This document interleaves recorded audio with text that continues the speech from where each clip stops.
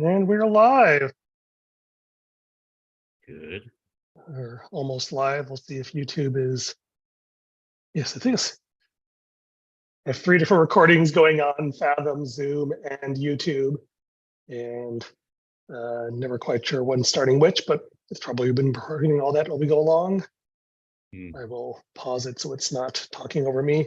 So you've been busy blogging. Congratulations! Was this a New Year's resolution, or it just worked out that way? Yeah, I think I should be doing more, but that's all I can master. Like, just writing. The writing that you see is not all the writing that I do. So Right. So the for that that blog post, the one for today, I wrote a lot about language and semantics and context and all those things, but I tried to narrow it down to the smallest, shortest content that is easy to read, that it is is light, is not as involved as the subject should be. This is just to kind of whet people's appetite. Yeah, no, I mean, no, but I mean, this is something I've been like nagging you about for years. I think to like you write all these things, and so you finally found a rhythm and a tool that you can tolerate, because it was quite painful, I know, dealing with some of the other platforms. Yeah, and I like the well, it's I still have other tools like GitLab, and we still have the Google Docs. But when it comes to like trying to address, hey Tom, a wider audience, I think this is it strikes a nice compromise. Hello, Tom. We are live and excited to have everyone here. Okay. Yeah, I don't know. My link was gone from my calendar, so I went back a week or two and got the link. Anyway, I'm here. Oh, good. I'm glad you got it. I'll try and resend the invite. Make sure we have it all on the same calendar and link. Who wants to go first? I did my homework. I feel like we should have Tom go first, because he's never done homework before. Ernest has done homework once or twice, and so I feel like we should give Tom the pride of place and let him go first. Of course. Okay. Do I have a quota like X minutes? I'll stick to it. Well, I think certainly don't present for more than 30 minutes. We have time for discussion and Ernest's sharing. So did you say 30 minutes? 30, yes. Oh, okay. I probably don't need that much time, but I'll keep under that. Good. Now, I need to share screen. Yes. Okay, and let's see. Oh dear. Share that one. Okay, and now I need to go to there and launch meeting. No, I don't want to launch. That's up with my Zoom here. You're sharing your screen. That's good. Yeah, let's see. Okay. Goodness me, that was. Do you want to stop sharing your screen until you get the right window up, since you don't want to share too many of your personal emails on the broadcast YouTube? Right. Okay. Okay. Guess I'll go to. Excuse me. I should have been better prepared. ValPlan. Okay. And there we go. Democracy, etc. Okay. So the challenge was using the requirements or objectives that Ernest sketched, to which are here. Let's see, I get rid of this guy somewhere up there. Okay. The adaptive architecture set and the inclusive governance set. So I took and made some quick and dirty quantifications of those. And then the challenge was to show how solid and graph metrics related to these or contributed to them. So I did not, well, I sort of did graph metrics. I can't say I didn't. Solid, we have a very detailed design from the emerging standard. There's a list of it. Anybody who wants to go to this part of ValPlan, it's public. You can go to it. And let's see. Let's see. For example,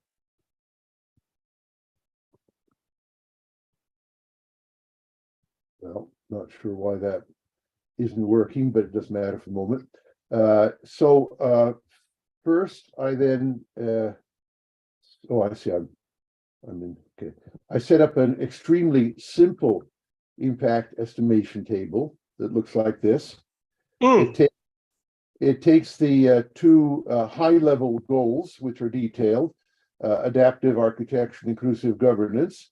It puts some fairly arbitrary numbers into it, but it says it really is trying to say we want the degree to which all of these sub goals are fulfilled is 100% or something like that. Yeah. And the same inclusive governance, just okay. And then, then let me just pause and say, like, this is actually really cool because this matches what I intuitively felt about these things. And so it's kind of nice to see that your concrete, quantitative analysis resonates with my vague intuitive feel. So thank you. Well, maybe it's my vague intuitive feel resonating with your vague intuitive feel. Now, I have to be upfront about something, and it's an important idea. The numbers here are not based on serious fact. They are an example. Okay, right. I'll get to that later, but I think it's important to talk about it. So if there was, we can talk about, but the point is, we can do a high-level analysis. Here's the solid standard, all the 10 or 20 things there, and then here's graph metrics, and here's some rating about what they'll do for us at this high level of adaptive architecture and inclusive governance. And if these numbers were based on fact, and if they were true, that would tell us that these two things are pretty helpful. You know, they get us halfway to the goal, etc. And I also threw in, just to bring the point up, that the costs of using these are relevant. So I put in capital costs there, but in the real systems, I put in up to 5 different types of costs. Another one being the annual operational cost, for example.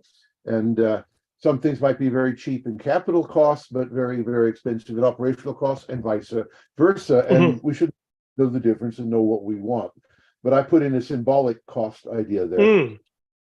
You see on this simple table that it's added these two numbers for how good solid was and divided by this one, and it gets a value to cost ratio, which is a rough figure of how much value for money. And then here, graph metrics does the same thing. Now, this one is green, which simply means it's a bigger number than this one. And if it were a matter of either or one first, this thing is, 15 bang times for buck. Yeah. Bang for buck than this. So this is how things are analyzed. So this is simple table. Let's go to the more complex table. And we'll get see. So adaptive architecture. Okay. So I took one of the two sets of objectives, the adapt architecture, but I did it in detail with these 5 things that Ernest felt were his critical objectives. And I just made up some numbers there about how good we wanted to be. However, I have stuck to the suggestions for scale of measure that Ernest wanted. They're more or less derived from his ideas there, but scales of measure can always be discussed. Somebody might come up with a better one than Ernest suggested. But we did review them at least once in the group, so they at least have some tentative acceptance. Yeah, we could, right. And then I took the detail of solid. These are actually from the standard, which is published, and I took the detail. So this is each component or each part of the standard, and then I'm making up numbers. We'll get back to that. Rating how good these components are. So, for example, if we wanted to adopt the standard one step at a time, we'd say, okay, which one has the highest score here? And that would be, 276 looks pretty good. Could you just talk us through one of either introduction or one of the more detailed ones of how you thought about assigning numbers? Okay. Well, now I've admitted that given time and knowledge, we'll get back to that. I put in fake news numbers. Sure, but I assume that those are wild guesses. They're not purely fictitious. They're not even wild guesses. They okay. They're better to call them random numbers. Although Okay. there's several things here. One, it's important to explain why I couldn't do better. Okay. Because actually it's a sign that we don't know enough to make choices here, and that's the important thing. But the other thing is even a random number it gives people something to argue about. Like Tom, the introduction stuff isn't worth 63% of distributed. I say, what do you think it is? No, it's more like 6.3. Why is that?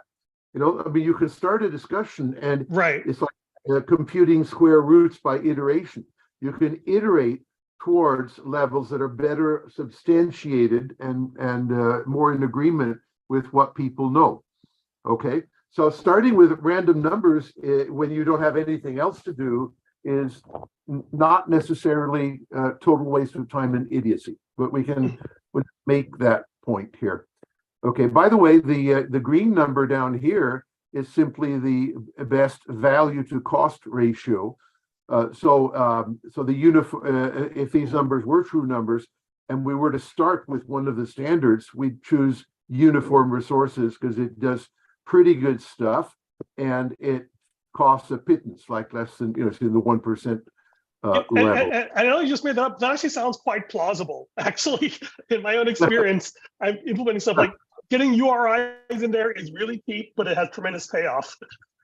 Right. Okay.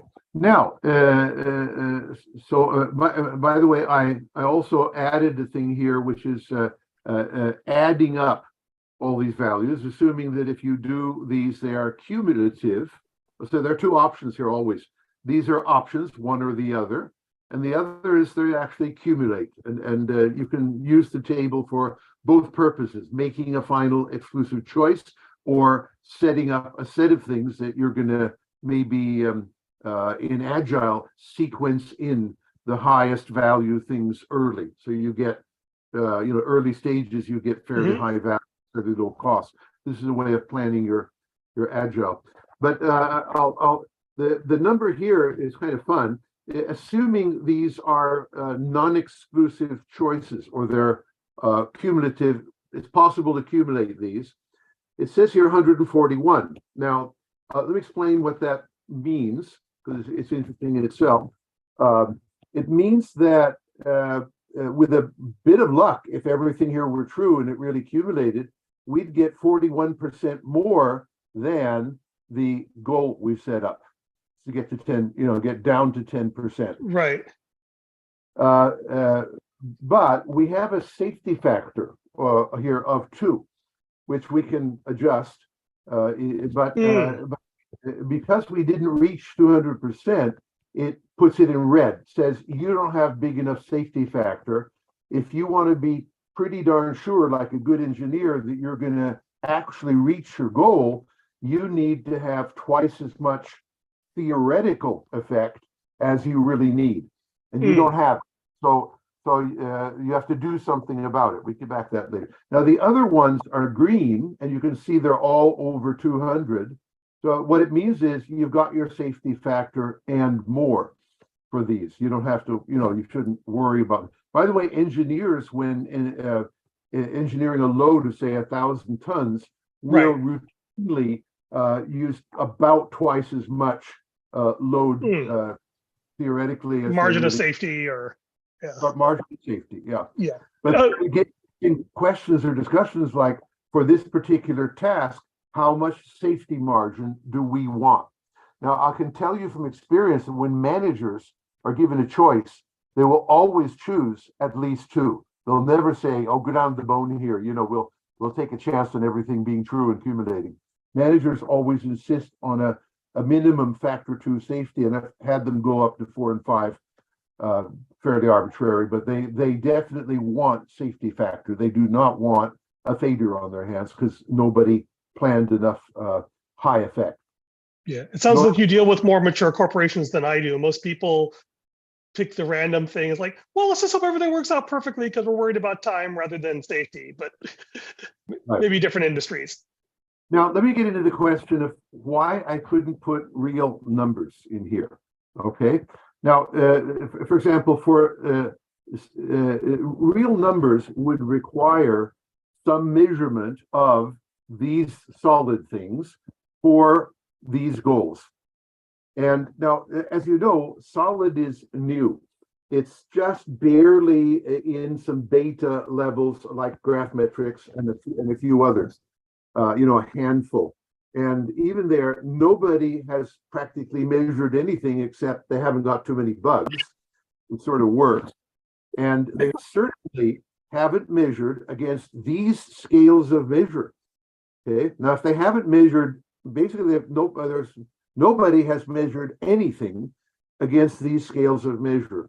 Therefore, it is at this stage, for such a new thing as solid, it is logically impossible for me to claim I have data at all for these things. The simple answer is nobody knows, and nobody has measured this. Therefore, I couldn't do anything except put fake numbers in, fake the purpose. Okay, so I'm a little confused by that statement, but you can keep going and we can revisit that. Oh, no, let's just right now, that's fine. Okay, so I think that, actually, can you pull up the actual solid spec? Yeah, would you? Now, by the way, I have put the solid spec into these. Oh, okay. So let's go for one like maybe the. Yeah. Okay, so I think this is, and it was a reasonable choice, but I wonder if that. So if we, claiming more detail than I really have here. Right. I think the more interesting question for me is. Here it is. Okay, here we go. Yeah. Detail. So here's the subset of hypertext transfer protocol, and here's the description. So yes, I did. I put it in the detailed level. That's wow. What we have. That's the design. That's the standard.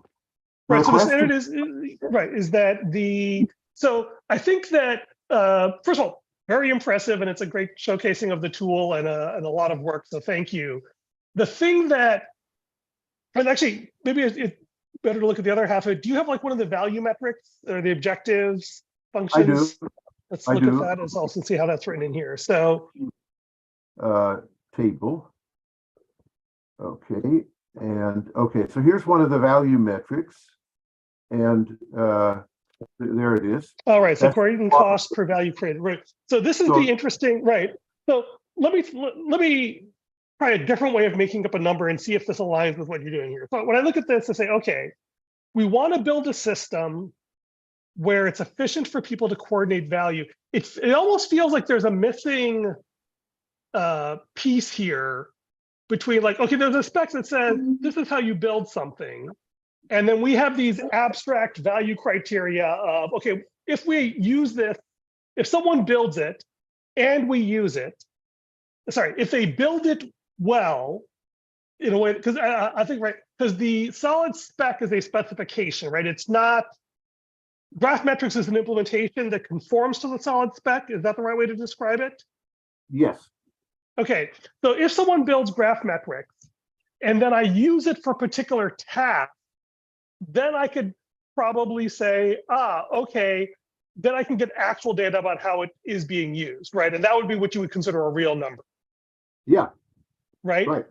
The interesting question I have is that, okay, there's a different question that is important to ask, and I'm not sure how to ask it, which is that, okay, like Ernest is our client. He wants to build a system to implement humane kind, the datome, or the data platform for humankind.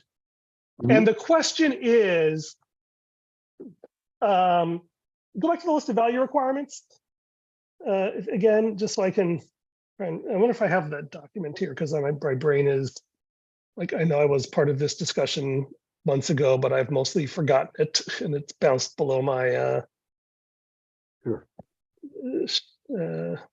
List of things here. If I can. Yeah. Okay. So when I look at that, I can say, like, it feels like okay. At a I wonder if a more interesting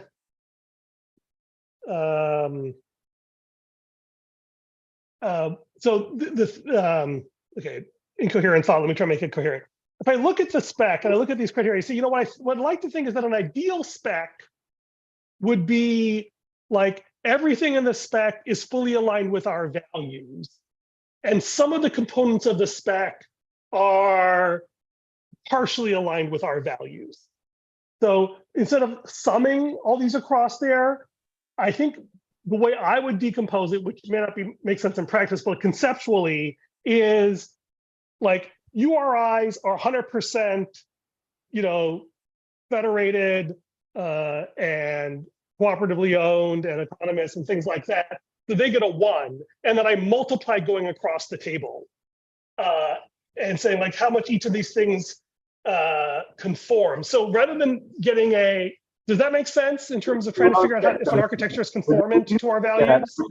Were you trying to put a priority weight on certain things? Is that what you were sounded like? No, well, it's more, not so much a priority weight as in, like, for example, when I think about the value of programmable, right? That I can write code or so like URIs are like completely programmable, or like maybe 90% programmable. There's a few things there that I can't control. What is the metric on there? It's reuse. Like there's a few quirks around URIs that are a little, but they're like 99% programmable, I would say, like individually looking at that.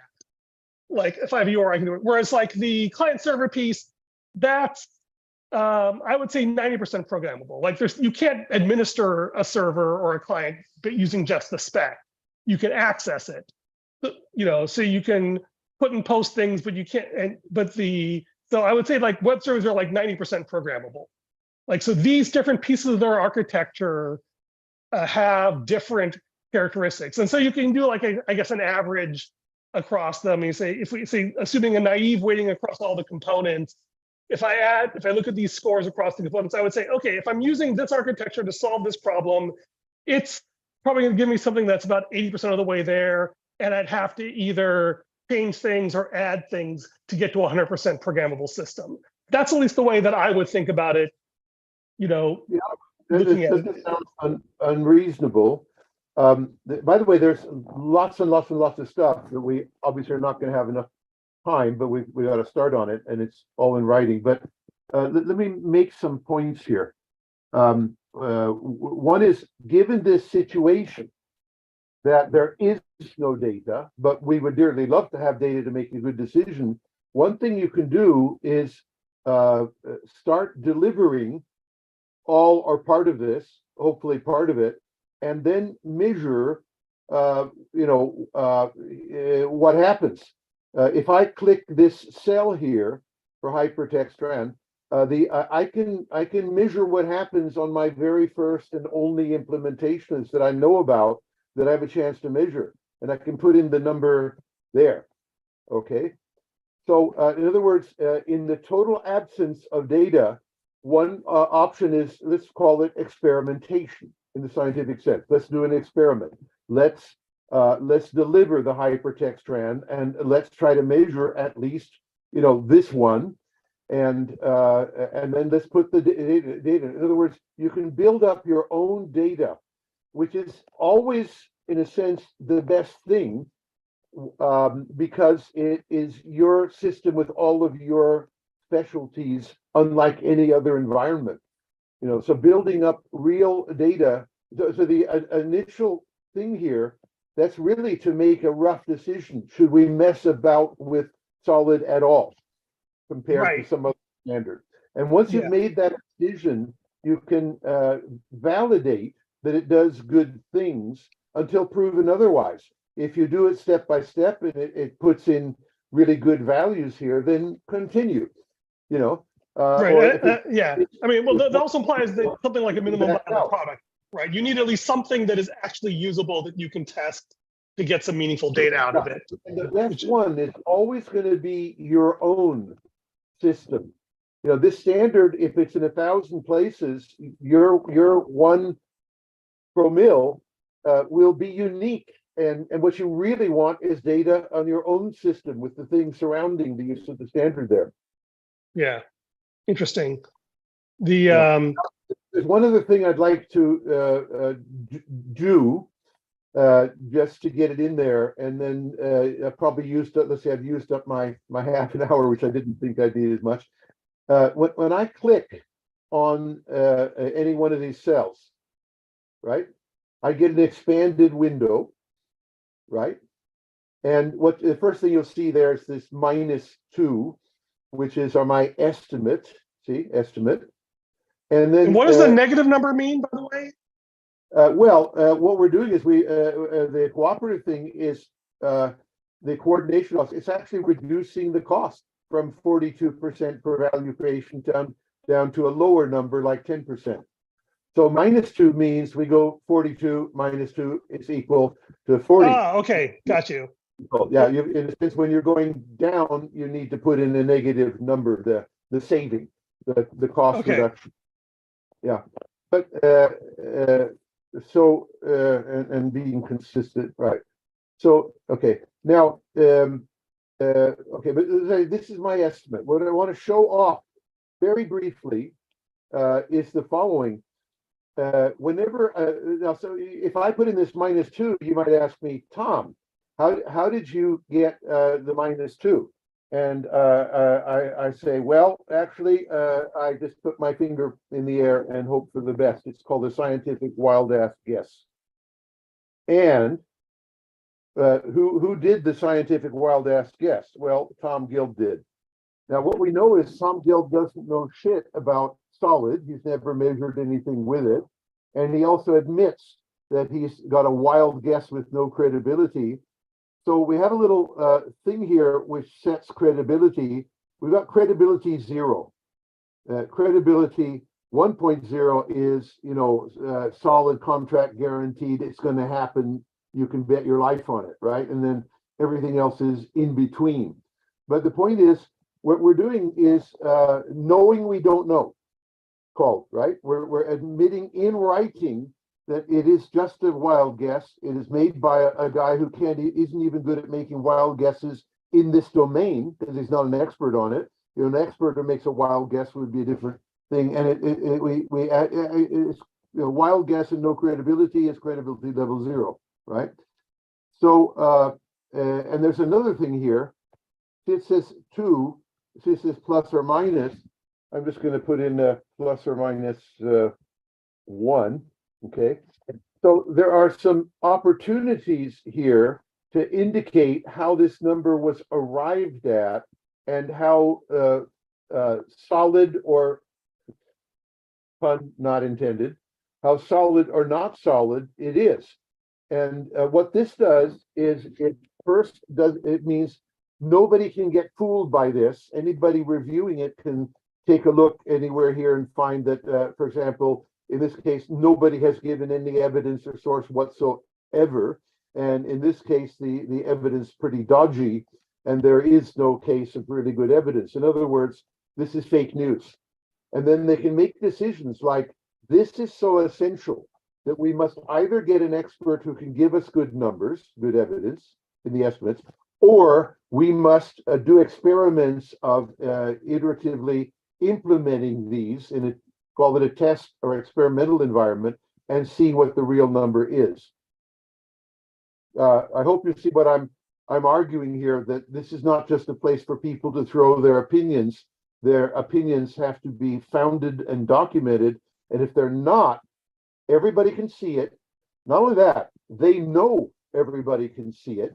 So what happens is people in this situation, before they go before the board of directors, say, we can't go before the board of directors with a bunch of swags. They'll say, what are we paying you for? We can pay an artificial intelligence thing to throw in random numbers with swags.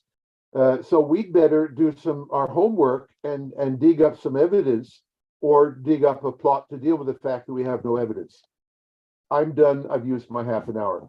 All right, thank you. Ernest, you have the floor. You can either ask Tom questions or go on to your presentation, however you want to spend the time.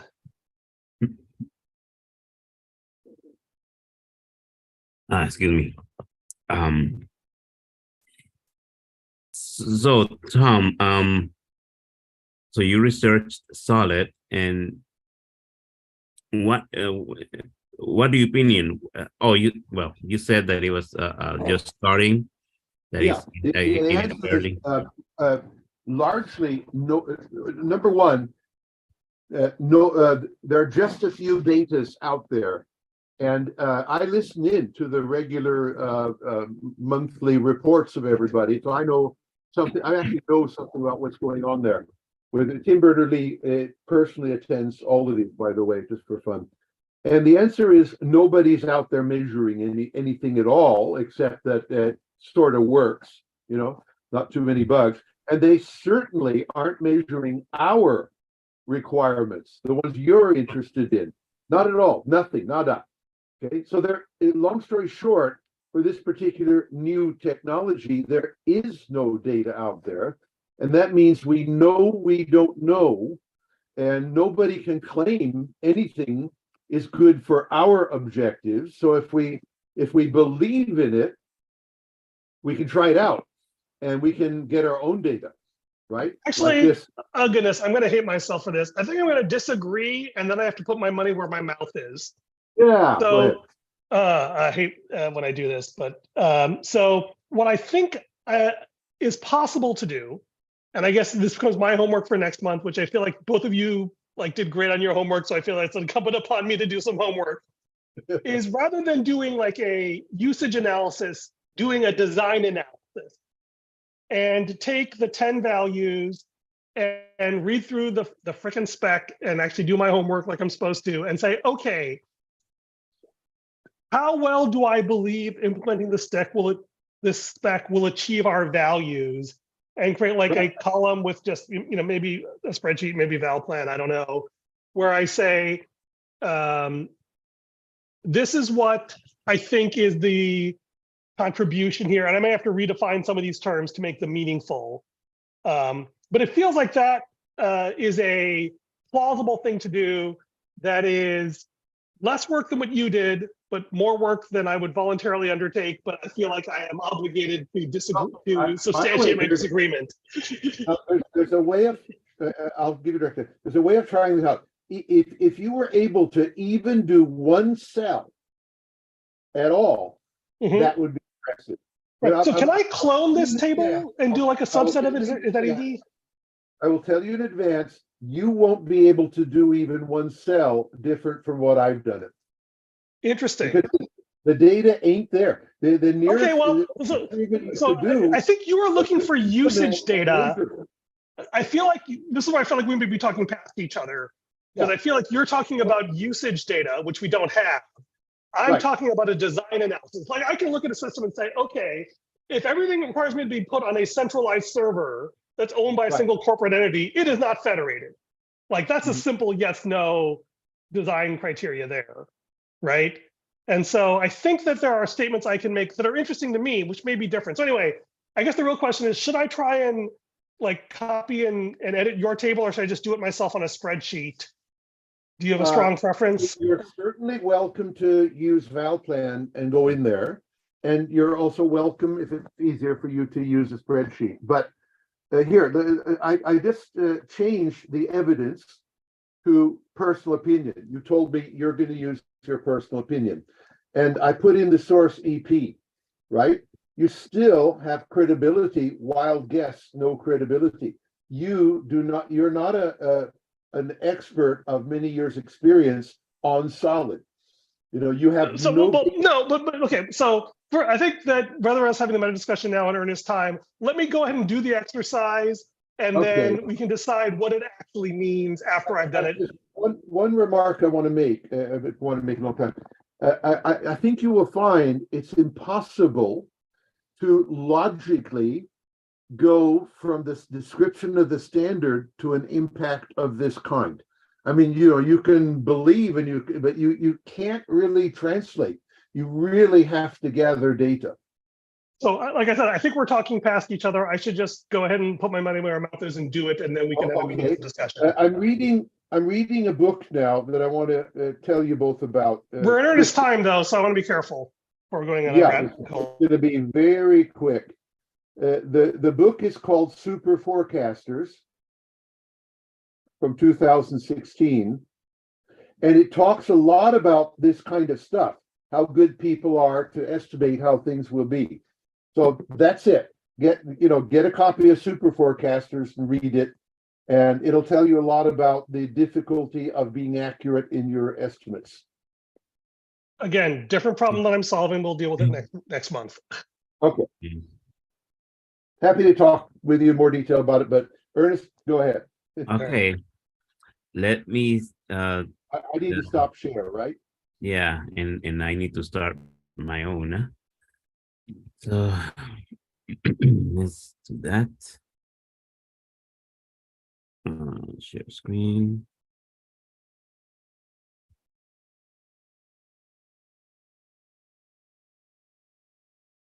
Okay, did it work? Yep. Okay.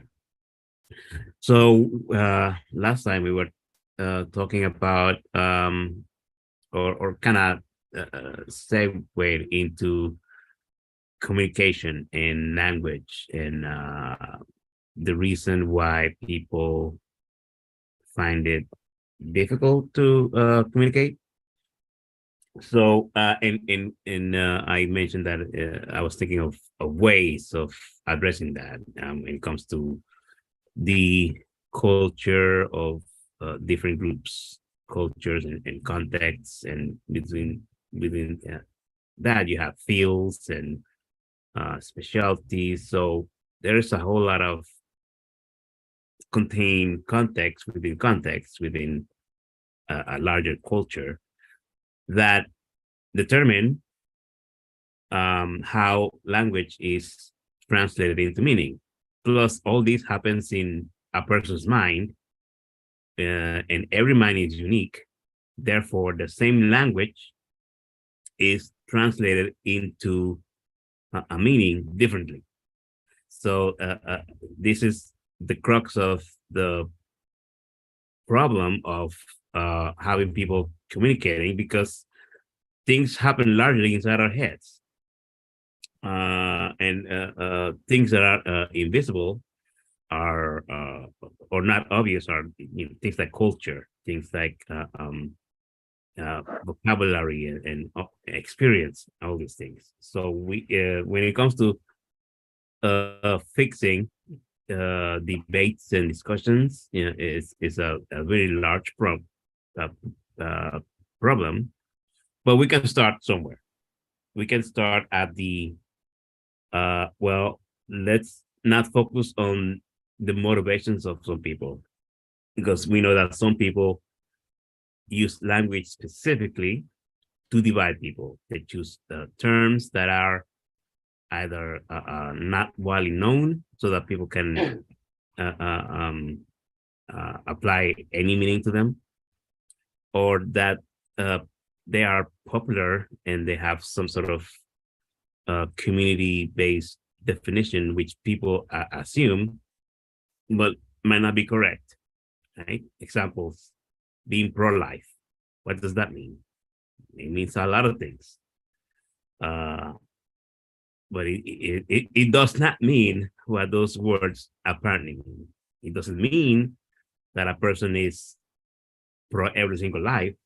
No, they are talking about a specific kind of life, but through the use of that term, they kind of say, oh, well, if you're not pro-life, how can you be against life? So that's where people use language to divide people. So in this framework that I'm thinking about is like, well, the first thing, the most important thing is to make explicit the implicit. So what does that mean? So an example is we had Ernest and I in the last meeting. I was talking, and then at some point, the definition of internet became a problem. So it's like, well, internet, I was working with the definition, with the popular definition. Internet is the collection of things that you use to in your life. Facebook is to some people, Facebook is the internet. To others is Google. To others is iOS. But Ernest was working with the ultra technical definition of HTTP or TCP/IP. Oh, so that's the internet. The base layer. So Ernest and I are friends, and we don't want to fight about terms and definitions, but we had this disagreement.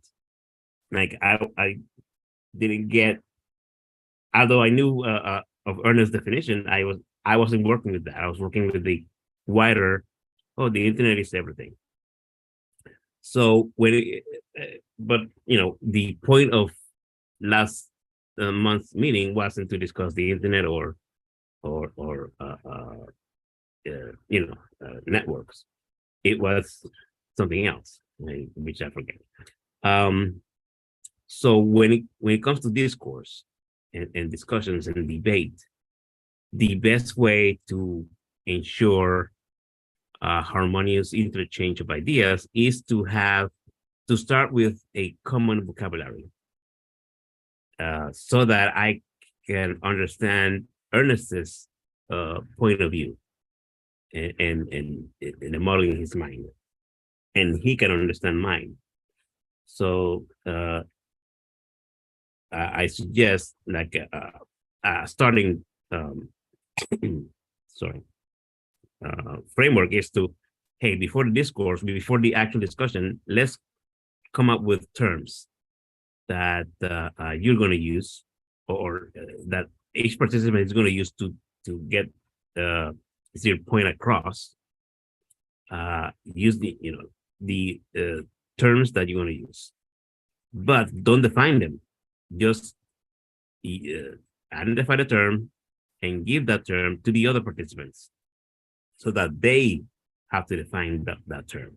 They have to do research with the sources that they're accustomed with, familiar with, and they come up with a definition.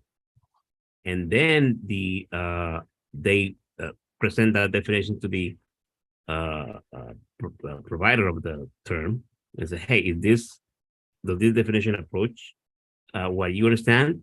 And they can say yes or no. Yes, good. You have a common language and definition. If it doesn't, then you have to work. Okay, keep doing more research to find out the more appropriate definition, or change the term. So instead of maybe the term is like I said, example, pro-life is just too political or too nebulous or too emotional, whatever. you can come up with another term. Let's say anti-abortion. That is more technical and I would say accurate. So yeah, a person who it narrows the subject to not life in general, but to the issues of abortion. So yeah, I'm anti-abortion, and therefore anything that is uh, uh, permits abortion, I'm not for, or vice versa, right?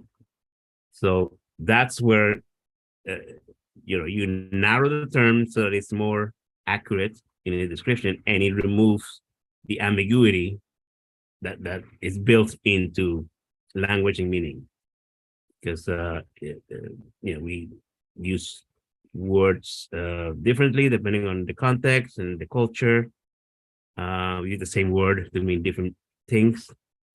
So because of that, which is a feature, I guess, of humanity, that's we use that's the feature that language brings. Researchers and scientists say that at some point in human history, we went from having to represent things specifically, a rock or an animal. We have to point to the animal. From you were able to just draw something that sounded like the name of the animal. So there's plenty of examples, but that's kind of the gist. Like when we move to representing concepts into symbols that are extemporaneous, you can talk about things in the past or the future, and you can use put different symbols together to mean different things. So because of that, we have to reuse symbols. We have to reuse words or letters to represent different concepts. So that's just the way it works. But that also presents problems that some people again use to cause strife or use to get their point across, but still you can say that it's kind of dishonest sometimes,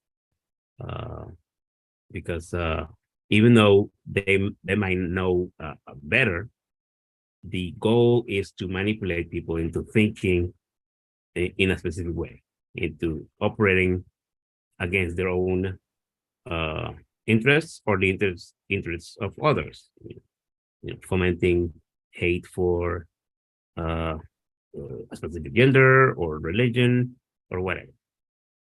So back to the process of generalizing a vocabulary for discussion.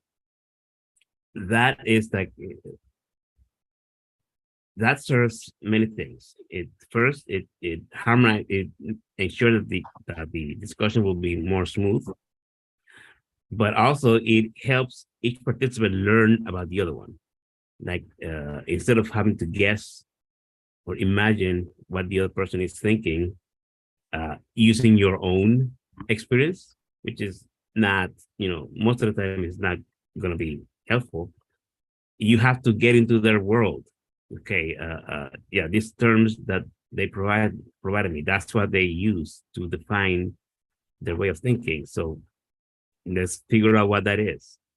So as part of the research, you might find that your sources are not the same as these other person's sources.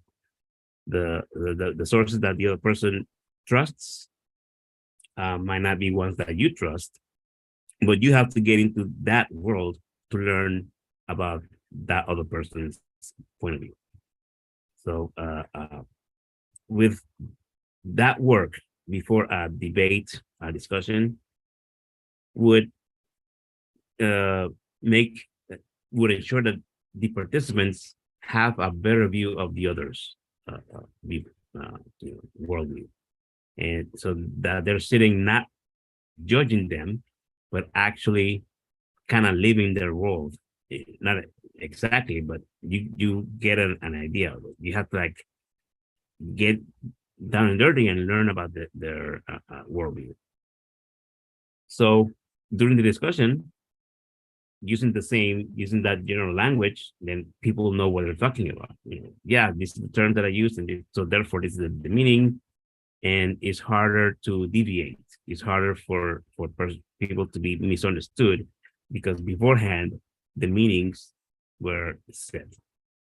Now, sometimes during the discussion, somebody might have forgotten. Oh yeah, I used this other term, and we didn't discuss it before.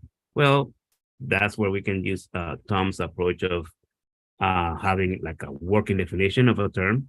So if I have to introduce this term during our discussion, hey, this is the term that I'm using, and this is what it means to me right now. So we can, people can choose to, okay, let's use that working definition and let's just keep discussing, or let's suspend the discussion and let's make sure that this term is actually what the introducer thinks it is, and that everybody can share that. But then that can deviate into, depending on the term, right? It could, delve into all kinds of uh, uh, deviations and distractions. So if you want to keep the discussion timely and simple, then you just work with that definition. Now, another important factor is after the discussion, people, people seldom do this, but people should kind of discuss the discussion. Like, what did we learn?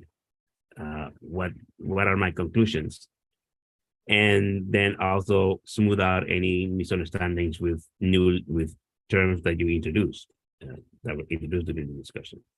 So that kind of ties into the learning about each other's worldview, sharing ideas and developing during discussion. Then in the end, kind of like, okay, so what did we learn as a group? And that's how you can measure kind of your learning. So yeah, this discussion actually helped me to learn about your point of view. It actually helped us to build up these concepts, to come up with, I don't know, principles or rules or whatever together using a shared language / meaning corpus. So that's okay. That's essentially it. It's kind of simple. And I was gonna research like, okay, how to do research. What do people do when they write papers and all that stuff? But I'm like, let's just try to. I just try to like look at the logic of it. So people don't normally want to have fights when they discuss. People normally want to like get something done, learn about something, learn about the other. So assuming that, then you engage into learning from the other.